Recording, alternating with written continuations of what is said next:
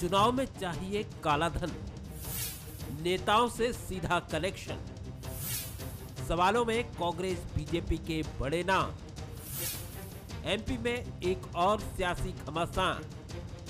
मध्य प्रदेश में उपचुनाव की जोर आजमाइश खत्म हो चुकी है। नगरीय निकाय इलेक्शन की आहट है और एक बार फिर बीजेपी कांग्रेस आमने सामने है। इस बार नेता पर सवाल भी है और चुनाव प्रक्रिया पर भी। दरअसल एमपी में हुए पिछले चुनावों में काला धन खर्च करने और जुटाने के एक बड़े स्कैम का खुलासा हुआ है। कमलनाथ सरकार के दौरान बड़े इनकम टैक्स रेट के दस्तावेजों में कई बड़े नाम उजागर हुए हैं। 3 आईपीएस अधिकारियों के साथ दिग्विजय सिंह, रणदीप सिंह सुरजेवाला समेत 50 से ज्यादा वर्तमान विधायकों और नेताओं के नाम हैं। इनमें वो नेता भी शामिल हैं जो कांग्रेस छोड़ बीजेपी में चले गए। केंद्रीय प्रत्यक्ष कर बोर्ड यानी सीबीडीटी ने जो दस्तावेज चुनाव आयोग को सौंपे हैं, उनमें आईपीएस अधिकारियों के नाम के आगे 25-25 लाख रुपए की राशि का जिक्र है। इन दस्तावेजों में टेक्सटाइल, सीमेंट, रोड कंस्ट्रक्शन के कई उद्योगपतियों समेत कई सरकारी विभागों का भी जिक्र है, जिनमें विभागों और कांग्रेस नेताओं के बीच करोड़ों रुपए के लेन देन का ब्यौरा है। अब इस मामले को शिवराज सरकार ईओडब्ल्यू को सौंपने की तैयारी में है। मैं प्रारंभ से कहता था कि वल्लभ भवन दलालों का अड्डा है और सदी की सबसे भ्रष्टतम सरकार कमलनाथ सरकार है। जैसे जैसे रिपोर्ट आती जाएगी वैसे वैसे कार्रवाई होती जाएगी। कोई भी कितना भी बड़ा हो, कोई भी नहीं बचेगा। जैसा जैसा वो भेजेंगे, हम कानून से बंधे हुए हैं और मध्य प्रदेश में कानून का राज है, कोई नहीं बख्शा जाएगा। जिन अधिकारियों, पुलिस अधिकारियों के खिलाफ नाम आए हैं, वे सब वो हैं जो ईओडब्ल्यू के अंदर ई टेंडरिंग की जांच करना उन्होंने चालू कर दिया था। हजारों करोड़ के टेंडर चहेते ठेकेदारों को दिए गए और इसमें ई टेंडरिंग के माध्यम से पूरे तरीके से बहुत बड़ा अपराध उन्होंने किया था। ना तो मेरा इससे कोई लेना देना है, ना मेरे संज्ञान में है। और कोई अगर, जहाँ तक मेरा व्यक्तिगत सवाल है, अगर मुझ पे आरोप लगा रहे हैं तो मैं उनसे स्पष्ट कहता हूँ कि उसको प्रमाणित करें। अगर प्रमाणित न कर पाएँ तो मानहानि का दावा हम उनको कोर्ट में लगाएंगे। ये तो हुए सियासी बयान, लेकिन इससे ये सवाल भी उठता है कि क्या चुनाव इतने महंगे हो गए हैं कि बिना चंदा और गोरख धंधा के इसे लड़ा नहीं जा सकता। सवाल ये भी है कि आखिर चुनाव के समय ही इतने भारी भरकम रकम की जरूरत क्यों पड़ती है। क्या इस मामले का संबंध सरकार बचाने और गिराने से भी है? क्या इसके पीछे वो लोक लुभावन वादे भी हैं जो किसान कर्ज माफी के रूप में किए गए? दरअसल मसला चाहे कांग्रेस के लोक लुभावन वादों का हो या बीजेपी की कल्याणवादी राजनीति का, इस तरह के कथित काले धन एक बुराई के रूप में पनप जाते हैं। इसमें नौकरशाही भी शामिल हो जाती है। चंदा एक बुराई है, इसलिए इसे वाइट करने के लिए नितिन गडकरी ने पहल भी की थी। बीजेपी के अध्यक्ष बनते ही उन्होंने चेक से चंदा लेना शुरू कर दिया था। अगर महंगे चुनाव की ही बात करें तो ऐसे भी उदाहरण हैं जिसमें लोकप्रियता खर्च पर भारी पड़ती दिखती है। लक्ष्मण गौर 40-50 हजार रुपए में चुनाव लड़ लेते थे। 2018 के विधानसभा चुनाव में गोपाल भार्गव अपने क्षेत्र में प्रचार किए बिना ही चुनाव जीते। सवाल फिर वही उठता है कि चुनाव में भारी भरकम रकम की जरूरत फिर किसे, क्यों और कब पड़ती है? आखिर ये दबाव कहां से आता है जो बाद में राजनीतिक हवाला कांड के रूप में बहस का विषय बन जाता है? नमस्कार, मैं हूं शरद द्विवेदी और हमारा आज का मुद्दा है सियासत का काला सच। सियासत के इस काले सफ़ेद में कुछ सच ऐसे होते हैं जो इतने भयानक होते हैं कि उनके बारे में जानकर कई बार ये विश्वास ही नहीं होता कि क्या ऐसा भी हो सकता है। और जिस तरह से मध्य प्रदेश की राजनीति में केंद्रीय प्रत्यक्ष कर बोर्ड सीबीडीटी की रिपोर्ट के बाद जो चीज़ें सामने आई और फिर कांग्रेस ने भी बीजेपी पर पलटवार करने की कोशिश की और उसने उसको ई टेंडरिंग घोटाले से जोड़कर आरोप लगाए।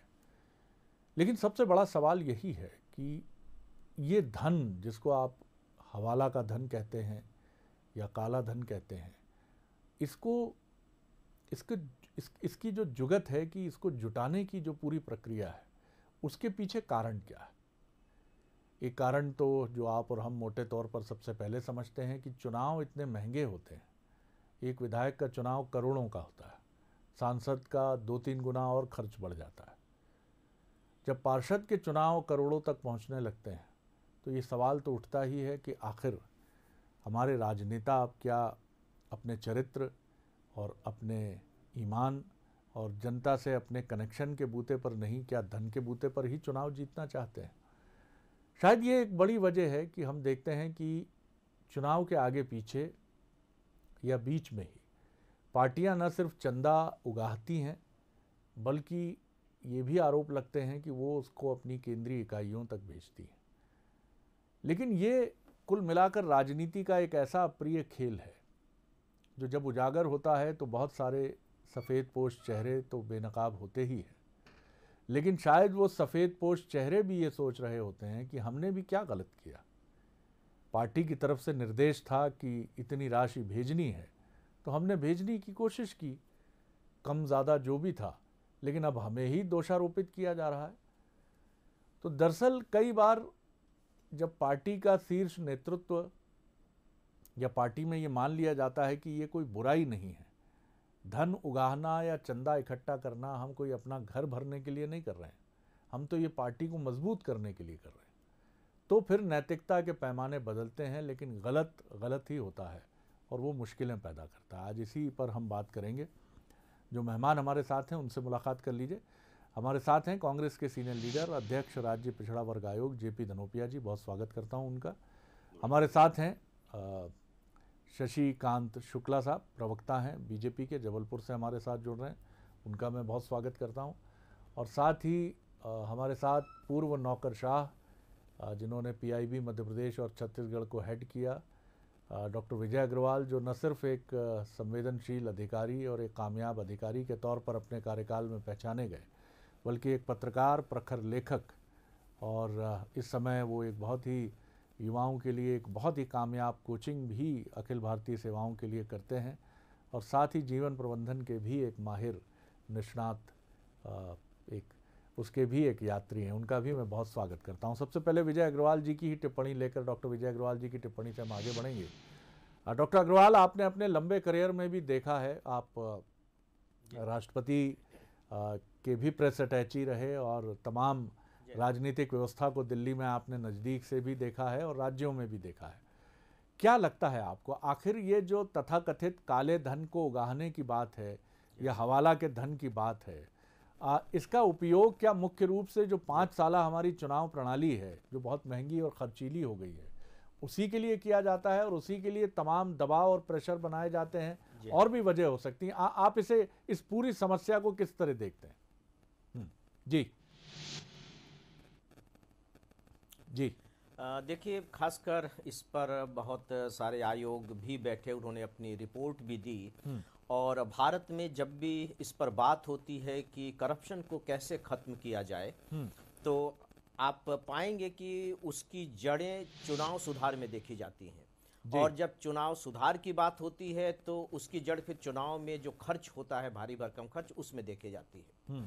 वोरा कमेटी जो 20वीं शताब्दी के अंतिम दशक में बनी थी, उसने बाकायदे अपनी रिपोर्ट में ये कहा है, हालांकि उस रिपोर्ट पर फिर आगे कोई कार्रवाई नहीं हुई, उनकी रिकमेंडेशन को कहीं नहीं सुना गया, मेरी समझ से तब लोगों को याद भी नहीं होगा, जिसमें स्पष्ट तौर पर यह बताया गया है कि भारतीय समाज में राजनेता, नौकरशाह और पूंजीपति, इन तीनों का एक जबरदस्त किस्म का गठबंधन बन गया है। और जब आप इस तरह के चुनाव के चंदे उगाहने की बात करेंगे या कोई पॉलिसी मेकिंग की बात करेंगे, या ये कि किस पर कब छापे पड़ रहे हैं, किस तरह की कार्रवाइयाँ हो रही हैं, अफसरों को किस तरह के कैरियर्स के चांसेस मिल रहे हैं, प्रमोशंस कहाँ हो रहे हैं और कहाँ उनकी पोस्टिंग हो रही है, तो उनके केंद्र में ये जो गठजोड़ है ये बहुत ज़बरदस्त रूप से काम करता है। और अब मुझे ऐसा लगता है कि बहुत ही स्पष्ट तौर पर अब ये आम जनता के लिए भी कोई मतलब ऐसी बात नहीं रह गई है कि वो उस पर विचार करे कि जो पॉलिटिक्स है, चाहे वो संसद के चुनाव हो, विधानसभा के चुनाव हो, और यहाँ तक कि नगरीय और ग्रामीण निकायों तक के चुनाव क्यों न हो, स्पष्ट रूप से अब कैरियर बन चुका है, स्पष्ट रूप से कैरियर बन चुका है। या ये कह लीजिए कि चुनाव अपने आप में एक प्रकार का इन्वेस्टमेंट हो गया है। आप व्यक्तिगत रूप से कभी किसी से पूछ करके देखिए तो वो साफ तौर पर कहते हैं कि भैया हमने चुनाव में इतना खर्च किया है, किस लिए खर्च किया है, अब हमारे उस खर्च का क्या होगा। तो आप चुनाव में खर्च कीजिए और जब खर्च करने के बाद आप जीत जाते हैं तो फिर उस खर्च को आप वापस लीजिए। तो इसीलिए जब आप सोचेंगे, थोड़ा सा भी गहराई से सोचने की कोशिश करेंगे तो साफ तौर पर लगता है कि चुनाव में बढ़ता जा रहा खर्च लगातार भारतीय समाज, राजनीति, अर्थव्यवस्था की एक बहुत ही जबरदस्त बीमारी बनती चली जा रही है। कभी कभी लगता है कि कहीं ये लाइलाज कैंसर की तरह बीमारी न बन जाए। लेकिन मजेदार बात यह है कि इस पर कोई काम नहीं कर रहा है। यहाँ तक कि जब चुनाव होते हैं, राजनीतिक पार्टियां स्पष्ट रूप से कहती हैं, नेता कहते हैं कि हम राजनीति को शुद्ध बनाएंगे और उसमें धन का जो प्रभाव है उसको कम से कम करने की कोशिश करेंगे। लेकिन आप देखिए उसको लेकर के न संसद में कोई बहस होती है, न कभी कोई एक्ट लाया जाता है। और मजेदार बात जी, सरकार नहीं ला रही है मान लेते हैं, लेकिन प्राइवेट बिल तो आए, प्राइवेट बिल तक इस पर नहीं आता जी। इसका मतलब साफ है कि बाहर पब्लिक में चाहे जो बात भी कही जाए, भीतर कुछ और है, अंदर कुछ और है। हाथी के दांत खाने के और दल है दिखाने के और जी हाँ, इसके पक्ष में जी हाँ बिल्कुल जी। मैं लौटूंगा अग्रवाल साहब आपकी तरफ और दूसरे जब चरण में आपकी तरफ आऊंगा तो इसके कुछ और पहलुओं की तरफ ज़रूर आपसे आपकी विशेषज्ञ टिप्पणी जानना चाहूँगा। शशिकांत जी की तरफ मैं आ रहा हूँ। शशिकांत जी, आज मैं फिर एक बड़े फलक की अपेक्षा करूंगा आपसे चर्चा में, और आप एक बड़े मन के और खुले मन के राजनेता हैं। तो आज बीजेपी कांग्रेस की हदों में मत सिमट जाइएगा, थोड़ा सा बड़ा हो जाइएगा और बात करिएगा, क्योंकि नागरिक भी हैं, मतदाता भी हैं, और आप भी चाहते हैं कि जैसे हम लोग की पत्रकारिता शुचितापूर्ण रहे, वैसे ही राजनीति भी शुचिता और गरिमापूर्ण रहे, क्योंकि जहां ताकत है वहां लोग ज़्यादा अपेक्षा करते हैं। किस तरह देखते हैं आप इस समस्या को? आरोपों की हदों से बाहर निकलकर कैसे देखते हैं आप इस जटिल प्रश्न को? जी शशिकांत जी। जी देखिए, मेरे समझ में इसके कई कारण हैं, बहुत से कारणों पर ध्यान देना पड़ेगा कि आखिर इस राजनीति में इस ढंग का भ्रष्टाचार क्यों आया है और ऐसे काले धन का उपयोग क्यों होने लगा है जी। और काले धन के उपयोग की राजनेताओं को मजबूरी भी बहुत से जो लोग कर रहे हैं उनको क्यों आवश्यकता ऐसी पड़ रही है। निश्चित रूप से गांधी जी ने कहा था कि राजनीति समाज सेवा का माध्यम है। लोगों ने धीरे धीरे, जैसा हमारे पत्रकार महोदय ने भी कहा, कि इसको अपना करियर बना लिया, व्यवसाय बना लिया। राजनीति की परिभाषा व्यवसाय के रूप में होने लगी। उसके परिणाम स्वरूप जब आप किसी चीज को व्यवसाय की दृष्टि से करने लगेंगे तो उसमें फिर लागत आने लगेगी, उसमें फिर तमाम प्रकार के भ्रष्टाचार होने लगेगा, अनुशासनहीनता होने लगेगी। तो कहीं ना कहीं जनता से दूर होकर सेवा के भाव से आप विलग हो गए। यदि आप जनता के बीच में लगातार सेवा करते रहें, लगातार काम करते रहें, तो आप ही ने बताया बहुत से ऐसे उदाहरण हैं जिसमें बिना पैसे के लोग चुनाव जीत गए, जो अपने क्षेत्र में प्रचार करने भी नहीं गए फिर भी चुनाव जीत गए।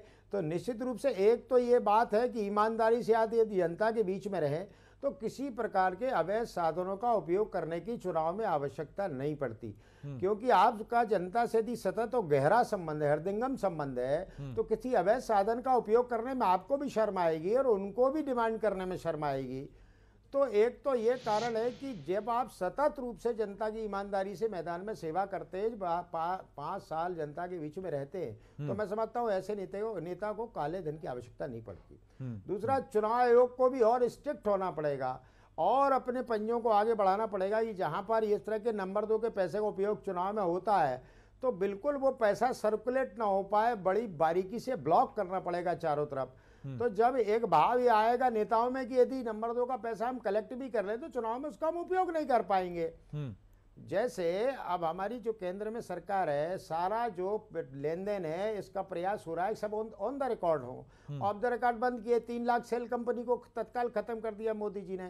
तो सारे रास्ते जब हम नंबर 2 की राशि को सर्कुलेट करने के बंद करेंगे, ऐसे ही चुनाव में दुरुपयोग हम पैसे का यदि बंद कर दें, ब्लॉक करें, बड़ी बारीकी के साथ इसका एक्सपर्ट बैठ के इसके बारे में सोचे समझे। तो एक ये दूसरी बात है कि यहाँ से काले धन का उपयोग जब बंद होगा तो चुनाव लड़ने वाले भी सोचेगा कि पैसा किसके लिए कमाना। चुनाव तो बिना पैसे के जीतना है और चुनाव में केवल सेवा करना ही एकमात्र साधन है, काम करना क्षेत्र में एकमात्र साधन है चुनाव जीतने का, तो फिर एक रास्ता सीधा स्वस्थ लोकतंत्र की ओर जाएगा। तीसरा, हमारे मतदाताओं को भी शिक्षित करना आवश्यक होगा। मैं समझता हूँ शिक्षा का प्रभाव भी एक बहुत बड़ा कारण बनता है। जिस क्षेत्र में बहुत ज़्यादा शिक्षा है वहाँ इस ढंग के अवैध साधनों का उपयोग हो जाता है, तो शिक्षित समाज में अवैध साधनों का उपयोग नहीं होगा और किसी प्रकार का भ्रम फैला के वोट लेने का साधन भी नहीं बनेगा।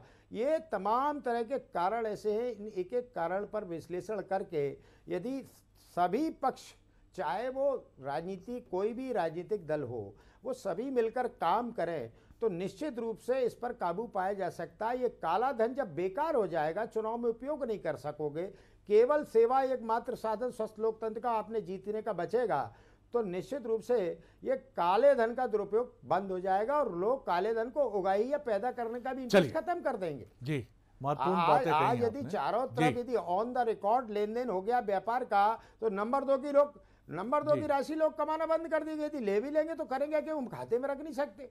शुक्ला तो जी, सारे रास्ते ब्लॉक करेंगे तभी इसका साधन बनेगा। लेकिन फिर मैं आऊंगा आपकी तरफ आऊंगा। आपने काफी महत्वपूर्ण बातें कही हैं आपने, और मुझे ये बहुत अच्छा लगा कि उन सारी बातों में कहीं कोई राजनीतिक बायस नहीं था और आपने उस फलक से बड़े होकर अपनी बात की है।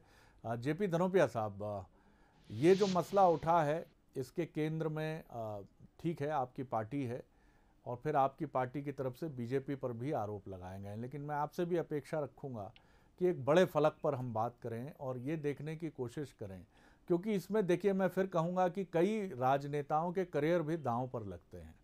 कई बड़े, अब यहाँ दावा ये भी किया जा रहा है कि 50 से अधिक नेताओं के नाम हैं CBDT की रिपोर्ट की जो बात की जा रही है। अब ये जब चीज़ें आती हैं तो बरसों में एक राजनेता अपना करियर गढ़ता है, 25 साल 30 साल। और ये बात तो भी अगर आप तार्किक दृष्टि से देखें कि साहब पैसा मैंने अपने लिए तो नहीं लिया, पार्टी की तरफ से निर्देश था तो पार्टी के लिए हमने किया। अब ये अलग बात है कि लोग आरोप लगाते हैं पार्टी को जो भेजा जाता है उसमें कुछ और भी कर लिया जाता है, लेकिन ये सारी चीज़ें कितनी विश्वसनीय हम नहीं जानते। आप किस तरह देखते हैं पूरे मामले? जी शरद जी, मैं समझता हूँ कि डॉक्टर विजय अग्रवाल साहब ने जो व्याख्या की है उससे सब कुछ आ गया।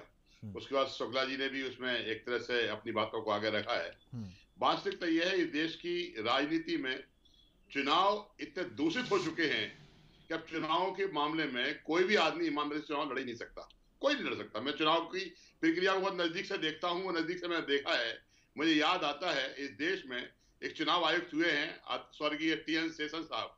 वो भोपाल आए थे, एक सभा में उन्होंने कहा था कि देश में भ्रष्टाचार राजनीति में है और राजनीति भ्रष्टाचार चुनाव में। ये एक बड़ा स्पष्ट वो है। चुनाव आयोग सीमाएं तय कर देता है लेकिन उन पर नियंत्रण नहीं रख पाता। आप उठाकर देख लीजिए, जितने लोग चुनाव लड़ते हैं सबकी सीमाएं आधी अधूरी रहती है। 28 लाख का विधायक का चुनाव होता है, कोई कहता है 10 लाख में जीत गया, कोई 15 लाख में जीत गया और खर्च करोड़ों होते हैं। तो ये जो भ्रष्टाचार के कारण है, ये सरकार की नीति और नीयत को कहीं ना कहीं प्रतिबंधित करते हैं। अगर हम ये फैसला कर लें कि ये भ्रष्टाचार नहीं होगा, नियम होंगे और कानून के हिसाब से, आज चुनाव में ये पैसा खर्च क्यों होता है, लोगों को विज्ञापन देना है, लोगों को लालच देना है, लोगों को गिफ्ट बांटना है, ये सब बंद करिए ना। आप चुनाव सुधार लाइए और कंपल्सरी वोटिंग कर दीजिए। हर आदमी को वोट डालना अनिवार्य होगा, जो वोट नहीं डालेगा उसे फाइन लगा दीजिए। आप देखिए, आप प्रचार करने की आवश्यकता ही पड़ेगी, अपने आप लोग हो जाएंगे। आज तो हम इस बात के लिए प्रयास करते हैं, भैया यहाँ से वोटर को ढोके लाना है, यहाँ से वोटर निकालना है, ये गाड़ी लगाना है, ये पैसा खर्च करना है। ये सब भ्रष्टाचार के मुद्दे तब खत्म होंगे जब ऊपर शीर्ष पर बैठे हुए लोग ये निर्णय कर लेंगे। जैसा शुक्ला जी ने कहा कि आदमी जीतेगा ही, जो काम नहीं करेगा वो जीतेगा अगर ईमानदार है तो। लेकिन ईमानदार होना एक क्राइटेरिया नहीं बचा। आज जब प्रत्याशी ढूंढा जाता है ना चुनाव में, तो कहा जाता है भैया सक्षम है कि नहीं। सक्षम की परिभाषा आप समझते हैं, पैसा उसके पास है क्या नहीं, आर्थिक धन उसके पास कितना है, बाहुबली और धनबली इन लोगों के अलावा किसको गिनती होती बता दीजिए मुझे। राजनीति कोई सी पार्टी हो, मैं बड़ा साफ तौर पर कहना चाहता हूं, छोटे आदमी को, गरीब आदमी को, ईमानदार आदमी को राजनीति में उतनी जगह मिलती जितनी मिली हुई है, बस इससे ज्यादा नहीं मिल पाती है। इसलिए भ्रष्टाचार रोकने के लिए एक नीति बनना चाहिए, एक नियत बनना चाहिए और चुनाव सुधार होना चाहिए। बहुत आपने भी बहुत ईमानदारी से अपनी बात की है। डॉक्टर अग्रवाल, मैं फिर आपकी तरफ आता हूँ। देखिए, ये बहस भी शायद वोरा कमेटी की रिपोर्ट की तरह, या वोरा कमेटी की रिपोर्ट तो फिर भी एग्जिस्ट करती है टेलीविज़न पर इस तरह की बातचीतें होती हैं और समाप्त हो जाती हैं, लेकिन फिर भी कहीं लोगों के बीच में हम कुछ रिपल्स और कुछ लहर तो पैदा कर ही पाते हैं। ये बिल्कुल सही बात है कि आदर्श की बड़ी बड़ी बातों से, नैतिकता की बड़ी बातों से ना ये समस्या हल होने वाली है, ना पॉलिटिकल पार्टीज इस कथित लेन देन से बचने वाली हैं। आखिर व्यवहारिक तौर पर क्या हो सकता है?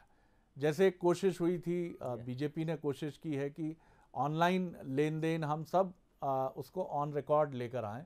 नितिन गडकरी जी के समय मुझे ध्यान है कि जो पूर्व महापौर हैं भोपाल के, आलोक शर्मा, मध्य प्रदेश में उन्हें सम्मानित किया गया था सिंगरौली में एक सम्मेलन में, क्योंकि उन्होंने चेक से चंदा कलेक्शन करके 1 करोड़ रुपए बीजेपी के लिए, पार्टी के लिए इकट्ठा किए थे। तो सवाल है कि या तो हम जो कॉरपोरेट चंदा है उसको हम फलक पर लेकर आए। आपको क्या लगता है? क्योंकि व्यवहारिक चीज, पैसा तो लगेगा, रातों रात जीरो पे चुनाव नहीं लड़ा जा सकता। जी जी जी हाँ। मुझे इसमें 3 बातें बहुत ज़्यादा अहम लगती हैं शरद जी। पहली बात तो यह है कि जो हम कहते हैं कि चेक से चंदा लिया जाए, ऑनलाइन से चंदा लिया जाए, चलिए एक उसका पहलू है, लेकिन व्यावहारिक स्तर पर आप बताइए कि अगर कोई कंपनी या कोई व्यक्ति निजी तौर पर चंदा देता है, बिल्कुल, कि भाई हम चेक से नहीं देंगे, हम कैश में देंगे, तो उसके लिए क्या मैकेनिज्म हो सकता है? कोई मैकेनिज्म नहीं है। फिर जब हम ये सिचुएशन देख रहे हैं कि आपके चुनाव के लिए एक धनराशि निर्धारित है, आप इतना खर्च कर सकते हैं, राइट, लेकिन उससे कई कई गुना ज्यादा खर्च हो रहा है। ऐसा नहीं है कि 50 लाख रुपए खर्च कर सकते हैं तो उसकी जगह भी 55 हो गया, 60 हो गया, 65 हो गया। 50 लाख रुपए अगर निर्धारित है तो पता लग रहा है कि उसकी जगह 15 करोड़ रुपए खर्च हो रहे हैं जी। तो अब ये चंदा से जो आपने लिया है उसमें तो आप 50 लाख दिखा देंगे, लेकिन आपने जो 14.5 करोड़ रुपए और खर्च किए हैं ये कहां से लाएंगे? तो ब्लैक मनी से ही होगा ना। तो इससे ब्लैक मनी तो देखिए खत्म नहीं किया जा सकता। मतलब अब सोचे कि चंदा लेने से, कैश में चंदा ले लें, ऑनलाइन ले लें, तो उससे चुनाव में ब्लैक मनी खत्म हो जाएगा। ये मुझे लगता है कि केवल आई वॉशिंग से ज्यादा कुछ नहीं है, केवल एक दिखावा है। दूसरी बात, बाकायदे चुनाव आयोग का अपना एक सिस्टम है, उनके ऑब्जर्वर्स होते हैं, वो एरिया में जाते हैं और खर्च पर नियंत्रण रखते हैं। उनके जो खर्च पर नियंत्रण रखने के जो आधार हैं मूलतः 2 हैं। पहला तो यह कि अगर कोई गाड़ी जा रही है उसमें कैश रखा हुआ है वो जब्त कर लेंगे। देखिए चुनाव के समय में इस तरह की काफ़ी खबरें आती रहती हैं कि उसके कार से जो है ना 50 लाख रुपए कैश हुआ है और इतना पकड़ा गया। वो एक पक्ष है। मुझे लगता है कि जो ऑब्जर्वर होते हैं या हर चुनावी क्षेत्र में एक ऐसी टीम होनी चाहिए जिसे हम एक सोशल ऑडिटिंग की तरह का कह सकते हैं कि ठीक है जो उम्मीदवार है वो तो अपना खाता वही देगा कि हमारे इसमें इतने खर्च हुए जी, लेकिन ये जो टीम है ये भी तो देखे ना कि वास्तव में कितना खर्च हो रहा है। बहुत बढ़िया सुझाव। और फिर उनका मैच करे और फिर उनसे जवाब मांगे कि भाई आपने इतनी सभाएं की, इतनी गाड़ियां आई, इतना इतना ये हुआ, तो एक पर इतना खर्च होता है, आप बताइए फिर ये कैसे हुआ। वो मैच नहीं कर रहा है। तो अब आप देखिए कि सोशल ऑडिटिंग तो वैसे भी अब एडमिनिस्ट्रेशन का बहुत ही इंपॉर्टेंट हिस्सा होने जा रहा है। तो इस तरह से चुनाव आयोग कर सकती है कि हम सोशल ऑडिटिंग करेंगे और बेहतर होगा कि सोशल ऑडिटिंग के ग्रुप में वो राजनीतिक दलों के जो प्रतिनिधि हैं उनको भी शामिल रखे। तीसरी बात आप देखिए कि धीरे धीरे इलेक्ट्रॉनिक मीडिया, जी हाँ, उनको भी शामिल रखे ताकि किसी को कोई बात कहने के लिए रह न जाए जी। उसमें बाकायदे ऑडिट के लोग हैं, उसमें बाकायदे सरकार के प्रतिनिधि हैं, उसमें बाकायदे थोड़े से एक्सपर्ट भी हो जाएं और राजनीतिक दलों के प्रतिनिधि आ जाएं। तीसरी जो बात है, आप देखिए कि धीरे धीरे इलेक्ट्रॉनिक मीडिया फैलता चला जा रहा है और हिंदुस्तान के लगभग अधिकांश नागरिकों के हाथ में फ़ोन आ गए हैं। अब इस ऑनलाइन वर्क फ्रॉम होम और ऑनलाइन एजुकेशन ने तो बच्चों तक के हाथ में स्मार्टफोन पहुंचा दिया है। तो अब यहाँ सीधी सी बात है कि जो चुनाव प्रचार का जो आधार है वो आपका इसी तरह का इलेक्ट्रॉनिक मीडिया होता चला जा रहा है। तो ऐसे में तो चुनाव खर्च और कम होने चाहिए। तो इसका अगर उपयोग किया जाए तो मुझे लगता है कि चुनाव में खर्च कम हो जाएगा, अपने आप कम हो जाएगा। बिल्कुल। एक विचित्र सा आप डेटा देखिए जी जी, और मुझे लगता है कि इस पर विचार किया जाना चाहिए कि संसद में जितने सांसद पहुंच रहे हैं उनमें वर्ग देखिए कि आर्थिक रूप से उसमें ज्यादा से ज्यादा लोग करोड़पति होते चले जा रहे हैं, चाहे वो राज्यसभा हो चाहे वो लोकसभा हो, विधानसभाओं की भी ये स्थिति है जी। तो ऐसा क्यों हो रहा है कि जो आर्थिक रूप से समृद्ध वर्ग है उन्हें ही टिकट दिया जा रहा है? तो उसके पीछे क्या रीजन हो सकता है? क्या उनमें नेतृत्व की क्षमता ज्यादा है, या उनमें सेवा की भावना ज्यादा है, या क्या कारण हो सकता है? सीधी सी बात है कि वो भी कहीं ना कहीं इसी बात को इंडिकेट करता है। बहुत आपने महत्वपूर्ण डाटा कोट किया है। मैं बहुत कम वक्त है अग्रवाल साहब, मैं फटाफट रिएक्शन ले लेता हूं। दोनों जो राजनीतिक मित्र हैं, शशिकांत जी, क्या धनवान जो हैं, धनवान लोग ही सक्षम हैं चुनाव लड़ने के लिए?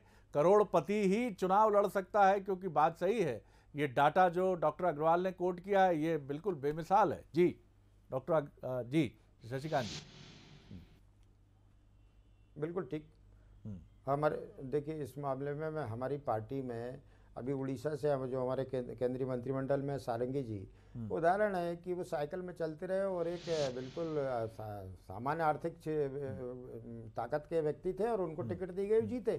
तो भारतीय जनता पार्टी का एक तरफा ये नहीं है केवल धनवान रिलेशन पे या मसल पावर, फाइनेंशियल पावर पर टिकट देती है, ऐसा बिल्कुल नहीं है। हम तो आकलन करते हैं जो ईमानदारी समाज की सेवा करने वाले लोग हैं, चाहे वो धनवान हो चाहे गरीबों को भी मौका मिलता है, आर्थिक रूप से कमजोर लोगों को मौका मिलता है और सक्षम लोगों को भी मौका मिलता है। हम इस सिद्धांत पर चलने वाले लोग, हमारी पार्टी सिद्धांत पर चलती है।